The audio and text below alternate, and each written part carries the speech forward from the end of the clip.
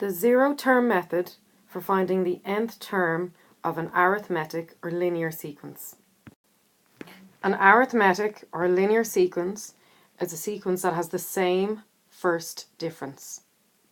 So if we have the sequence 1, 5, 9, 13, 17, 21, ... The first thing we want to do is check, is it actually an arithmetic or a linear sequence? So we're going to find the difference between each term. From 1 to 5, we're going to add 4. From 5 to 9, we're going to add 4. 9 to 13, add 4. 13 to 17, add 4. 17 to 21, add 4. Since the difference is the same, the first difference is constant, we know that it is an arithmetic or a linear sequence. So, we want to find the nth term, which is the general rule or the general formula for this sequence, that can help us to find any term in this sequence. So there are two steps. Step 1, find the common difference and stick on an n. Well, we already found the common difference, which was 4. So we're going to just have 4 with an n stuck on. And step 2, find the zero term. Well, 1 is the first term in my sequence, so that's term 1. 5 was term 2. 9 was term 3. 13 was term 4, and so on. And we were going up by 4 each time. So to find the zero term, we have to go back by 4. So 1 minus 4 gives me minus 3. So term 0, the zero term is minus 3. So we just stick that on the end of 4n. So our nth term, or our general rule or formula for this sequence, is 4n minus 3. So now I can use this formula to find any term in my sequence. So let's say I wanted to find the 20th term. I literally just swap the n for 20 and put brackets around it.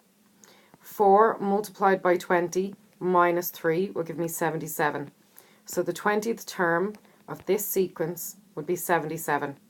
If I want to find the 50th term, I sub in 50 with brackets around it. 4 times 50 minus 3 is 197. 197 is the 50th term of this sequence.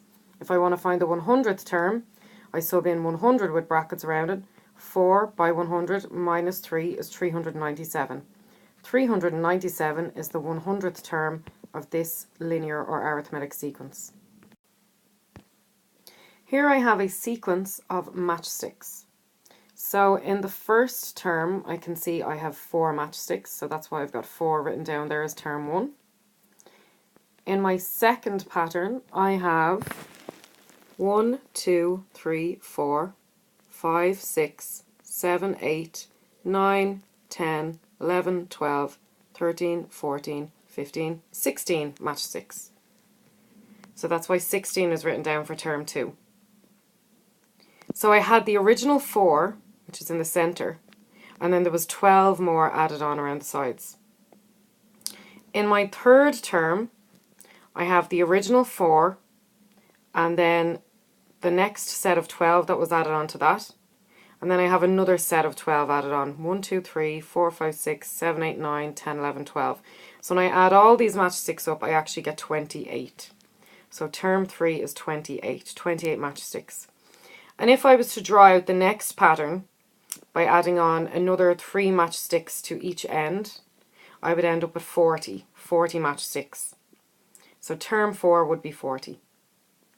So I want to find the nth term for the number of matchsticks. And the nth term is the general rule or the general formula.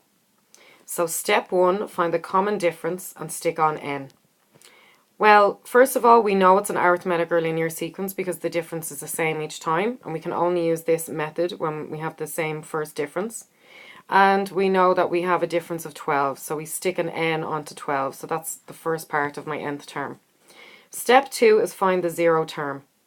So term 1 is 4, term 2 is 16, term 3 is 28, etc. And I was going up by 12 each time. So starting at term 1, I now need to go back by 12. So 4 minus 12 is minus 8. So term 0 is minus 8. So just stick a minus 8 on at the end. So the nth term of my pattern is 12n minus 8.